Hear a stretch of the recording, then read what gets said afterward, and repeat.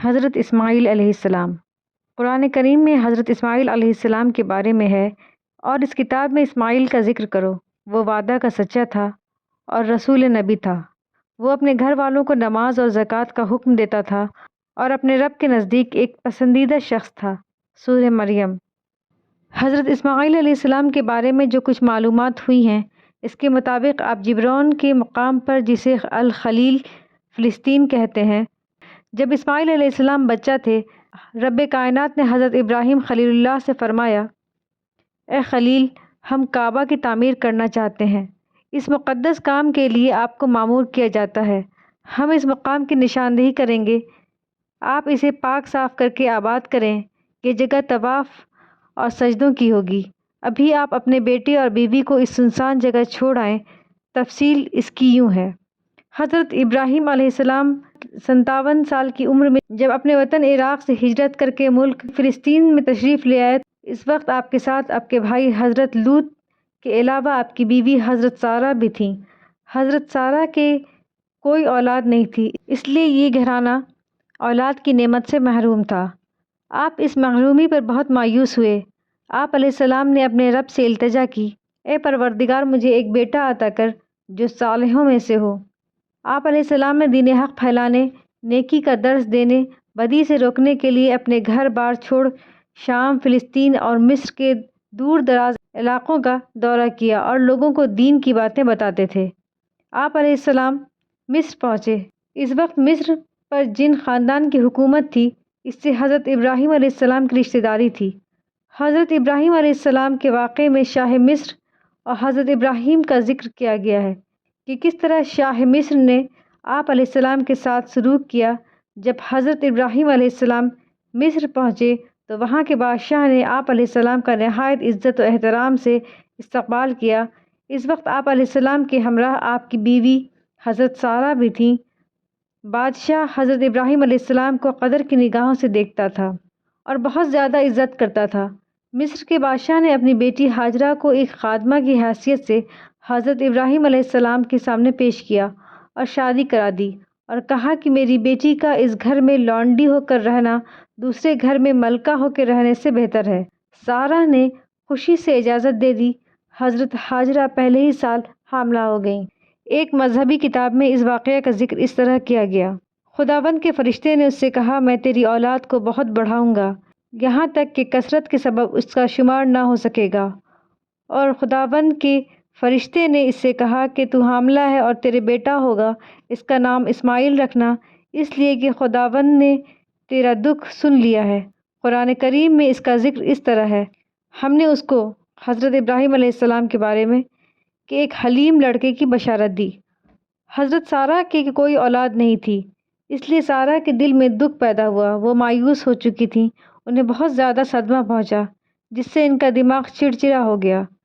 حضرت ہاجرہ سے ان کی انبن ہو گئی، دونوں کے درمیان لڑائی جھگڑا بھی شروع ہو گیا۔ حضرت ابراہیم علیہ السلام حضرت ہاجرہ کو سنسان جگہ پر چھوڑ کر چلے گئے۔ آپ علیہ السلام کے لوٹ جانے کے بعد ہاجرہ کھجوریں کھاتی اور مشکیزہ کا پانی پیتی رہیں اور بچے کو دودھ پلاتی رہیں۔ کھجوریں اور مشکیزہ کا پانی آخر کب تک چلتا، وہ بھی ختم ہو گیا۔ مناسب کھانا اور پانی نہ ہونے کی وجہ سے سیدہ ہاجرہ بھی کمزور ہو چکی تھیں، اس لیے بچہ بھی دودھ سے محروم تھا اور بھوک سے تڑپ رہا تھا۔ جب کھانا پانی نہیں تھا تو آپ بہت پریشان ہوئیں۔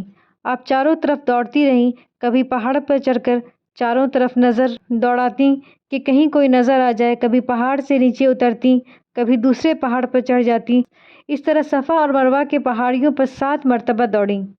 رسول اکرم صلی اللہ علیہ وسلم نے فرمایا، حضرت ہاجرہ کے اس عمل کی یاد میں لوگ صفا اور مروہ کے درمیان دوڑتے ہیں۔ حضرت عبداللہ بن عباس رضی اللہ عنہ بیان کرتے ہیں، حضرت ہاجرہ جب آخری مرتبہ مروہ کی پہاڑی پر چڑھیں تو انہوں نے ایک انجانی آواز سنی، جیسے کوئی کہہ رہا ہو۔ وہ یکسو ہو کر غور کرنے لگیں، پھر آواز سنائی دی۔ اس پر حضرت ہاجرہ نے کہا، اے شخص، تو نے اپنی آواز تو سنا دی، کیا تو میری فریاد سن کر میرے لیے کچھ کر سکتا ہے؟ پھر حضرت ہاجرہ نے ننھے اسماعیل کے قریب ہی حضرت جبرائیل علیہ السلام کو دیکھا کہ وہ اپنی ایڑی یا بازو سے زمین کھود رہے ہیں، یہاں تک کہ اس میں سے پانی نکل آیا۔ حضرت ہاجرہ وہ پانی اپنے مشکیزہ میں بھرنے لگیں۔ جیسے جیسے وہ پانی بھرتی گئیں، پانی ابل کر اوپر آتا رہا۔ نبی کریم صلی اللہ علیہ وسلم نے فرمایا، اللہ اسماعیل علیہ السلام کی ماں پر رحمت فرمائے، اگر وہ زمزم کو اس حالت میں چھوڑ دیتی تو زمزم بہتا ہوا چشمہ ہوتا، یعنی حضرت حاجرہ رضی اللہ عنہ نے چاروں طرف مٹی ڈال کر اسے گھیر دیا۔ اللہ تعالیٰ نے سیدہ حاجرہ کو زمزم کا پانی عطا کیا۔ اس پانی میں ایسی تاثیر تھی کہ یہ پانی پیاس ہی نہیں بجھاتا تھا بلکہ جسم میں قوت بھی پیدا کرتا تھا۔ حضرت ابن عباس رضی اللہ عنہ کی روایت ہے کہ ایک روز ان کے سامنے ایک فرشتے نے حاضر ہو کر کہا، یہاں اللہ کا گھر ہے جسے یہ بچہ اور اس کا باپ دونوں تعمیر کریں گے، اور اللہ اس گھر سے لوگوں کو ضائع نہیں کرے گا۔ حضرت حاجرہ اور ننھے اسماعیل کو رہتے ہوئے تھوڑا ہی عرصہ گزرا تھا کہ قبیلہ جرہم کے کچھ لوگ مقام قدا کی طرف آئے اور مکہ کے نشیبی علاقہ میں ٹھہرے۔ ان لوگوں نے دور سے دیکھا کہ ایک پرندہ ایک جگہ پر چکر لگا رہا ہے۔ انہوں نے خیال کیا کہ پرندہ اسی جگہ چکر لگاتا ہے جہاں پانی ہو۔ معلوم کرنے کے لیے اس مقام پر اپنے 2 آدمی بھیجے۔ انہوں نے وہاں پانی دیکھا تو واپس آ کر اپنے آدمیوں کو بتایا۔ انہیں پانی کی ضرورت تھی تو کچھ مشکیں لے کر پانی لینے کے لیے پہنچے۔ وہاں ایک عورت اور ایک بچہ کو موجود پا کر حیرت زدہ ہوئے۔ انہوں نے سیدہ حاجرہ سے پانی طلب کیا، اس کے بدلے میں کھانے کے لیے بڑی مقدار میں کھجوریں پیش کیں اور واپس چلے گئے۔ بنو جرہم کے لوگ دوبارہ اس جگہ پر آئے، پانی لیا، بدلے میں کھجوروں کے علاوہ کچھ اور سامان دیا، واپس لوٹ گئے۔ عرب کے دوسرے قبیلے بھی وہاں آتے، پانی لیتے اور واپس لوٹ جاتے۔ چونکہ عرب کے لوگ خانہ بدوشوں کی طرح زندگی گزارتے تھے، اس لیے وہاں آمد و رفت رہتی تھی۔ بنو جرہم کے لوگ دوبارہ اس جگہ پر آئے، پانی لیا، بدلہ میں کھجوروں کے علاوہ اور کچھ سامان دیا، واپس لوٹ گئے۔ عرب کے دوسرے قبیلے بھی وہاں آتے، پانی لیتے، واپس لوٹ جاتے۔ چونکہ عرب کے لوگ خانہ بدوشوں کی زندگی گزارتے تھے، اس لیے وہاں آمد و رفت رہتی تھی۔ ایک مرتبہ پھر بنو جرہم کے لوگ آئے، حضرت حاجرہ سے رہنے سہنے کے لیے اجازت طلب کی۔ بنو جرہم کے لوگ سیدہ حاجرہ کی طبیعت و عادت سے اچھی طرح واقف ہو چکے تھے۔ انہوں نے آپ رضی اللہ عنہ کو رحم دل اور ملنسار پایا۔ قبیلہ جرہم کے لوگوں کو آپ کی عادتیں پسند آ گئیں، اس لیے رہنے کی خواہش ظاہر کی۔ پانی کی شکل میں آب زمزم بھی موجود تھا۔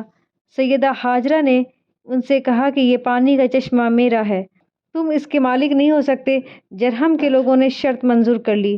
رسول اللہ صلی اللہ علیہ وسلم نے فرمایا، اس جرہمی گروہ نے اسماعیل علیہ السلام کی ماں کو ملنسار پایا، وہ خود بھی چاہتی تھیں کہ کچھ انسان یہاں آباد ہوں، چنانچہ وہ لوگ وہاں ٹھہر گئے اور خاندان کے دوسرے لوگوں کو بھی وہاں بلا لیا، یہاں تک کہ کئی گھرانے وہاں آباد ہو گئے۔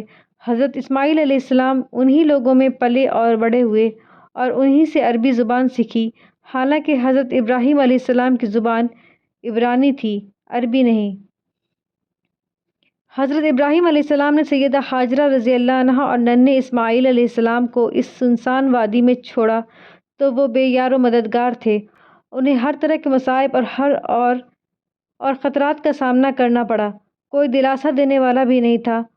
تو اس وقت حضرت حاجرہ کو بشارت ہوئی، نہ خوف کرو، نہ غم کھاؤ، اللہ تعالیٰ نہ تمہیں ضائع کرے گا نہ بچہ کو۔ یہ بیت اللہ کا مقام ہے جس کی تعمیر اس بچہ اور اس کے باپ حضرت ابراہیم علیہ السلام کے لیے مقدر ہو چکی ہے۔ اللہ کے خلیل نے اللہ کا گھر بنانے کی خاطر بے مثال ایثار کیا۔ آپ کے گھرانے کے 2 افراد نے طرح طرح کے مصائب جھیلے۔ آپ علیہ السلام نے اپنے بیٹے اور اس کی ماں کو مقدس گھر کے قریب لا بسایا تاکہ دعوت اور اللہ کا دین پھیلانے کا مشن و مقصد کامیاب ہو۔ حضرت ابراہیم علیہ السلام کے زمانے میں اور ان سے قبل بھی لوگ بتوں کو خوش کرنے کے لیے انسانی جانوں یا بعض موقعوں پر جانوروں کی قربانی کیا کرتے تھے۔ ان کا خیال تھا کہ ان کا معبود ان سے قربانی طلب کرتا ہے، اگر ان باطل معبودوں کو خوش کرنے کے لیے قربانی نہ دی جائے تو ان کا معبود ناراض ہو جاتا، ان پر طرح طرح کی مصیبتیں نازل کرتا۔ ان کے خیال میں آفات سے بچنے کے لیے قربانی دینا ضروری ہے، لیکن اسلام میں قربانی کا مقصد کچھ اور ہے۔ حضرت ابراہیم علیہ السلام اللہ کے نبی تھے۔ انہوں نے ایک رات خواب میں دیکھا کہ وہ اپنے اکلوتے بیٹے اسماعیل، جو ان کے بڑھاپے کا سہارا بننے والا ہے، اپنے ہاتھ سے ذبح کر رہے ہیں۔ قرآن مجید میں اس کا اس طرح ذکر کیا گیا۔ پھر جب وہ لڑکا یعنی اسماعیل دوڑ دھوپ کرنے کی عمر کو پہنچ گیا تو ایک روز ابراہیم علیہ السلام نے کہا، بیٹا میں خواب میں دیکھتا ہوں کہ میں تجھے ذبح کر رہا ہوں، اب تو بتا تیرا کیا خیال ہے؟ اس نے کہا ابا جان، جو کچھ آپ کو حکم دیا جا رہا ہے اسے کر ڈالیے، آپ انشاءاللہ مجھے صبر کرنے والوں میں پائیں گے۔ آخر جب دونوں نے سر تسلیم خم کر دیا اور ابراہیم علیہ السلام نے بیٹے کو ماتھے کے بل گرا دیا تو ہم نے اس کو ندا دی، اے ابراہیم علیہ السلام، تو نے خواب سچ کر دکھایا، ہم نیکی کرنے والوں کو ایسی ہی جزا دیتے ہیں۔ یقیناً یہ ایک کھلی آزمائش تھی اور ہم نے ایک بڑی قربانی فدیہ میں دے کر اس بچے کو چھڑا لیا اور اس کی تعریف ہمیشہ کے لیے بعد کی نسلوں میں چھوڑ دی۔ ہم نیکی کرنے والوں کو ایسی ہی جزا دیتے ہیں، یقیناً وہ ہمارے مومن بندوں میں سے تھے۔ خواب کا مطلب واضح ہے، انہوں نے دیکھا کہ وہ بیٹے کو ذبح کر رہے ہیں لیکن ذبح نہیں کیا۔ لڑکے سے پوچھنے کا مطلب یہ تھا کہ واقعی وہ لڑکا صالح اور نیک تھا یا کہ نہیں۔ جب لڑکے نے کہا کہ اگر اللہ کا حکم ایسا ہی ہے تو کر ڈالیے، لڑکے کا جواب یہ ظاہر کر رہا ہے کہ وہ باپ کا فرما بردار اور خدا کا حکم ماننے والا ہے۔ اس کا مطلب یہ ہے کہ حضرت ابراہیم علیہ السلام کی دعا پوری ہو گئی۔ قربانی کا یہ واقعہ مینا کے مقام پر پیش آیا۔ اس وقت اس تاریخ یعنی 10 ذی الحجہ کو اس مقام میں مینا پر اس واقعے کی یاد مناتے ہیں اور جانوروں کی قربانی دیتے ہیں۔ اس روز حضرت ابراہیم علیہ السلام فلسطین سے مکہ آئے اور اپنے بیٹے اسماعیل علیہ السلام سے کہا کہ اللہ کا حکم ہے کہ میں اس کے گھر کی تعمیر کروں، اس کے لیے مجھے تمہاری مدد کی ضرورت ہے۔ بیٹے نے جواب دیا کہ بیت اللہ کی تعمیر کے لیے میں حاضر ہوں، اس کام میں آپ دیر نہ کیجیے۔ اس کا قرآن کریم میں اس طرح ذکر کیا گیا، اور یہ کہ ابراہیم اور اسماعیل جب اس گھر کی دیواریں چن رہے تھے تو دعا کرتے جاتے تھے، اے ہمارے رب، ہم سے یہ خدمت قبول فرما لے، تو سب کی سننے والا اور سب کی جاننے والا ہے۔ یہ گھر باپ اور بیٹے تعمیر کر رہے تھے۔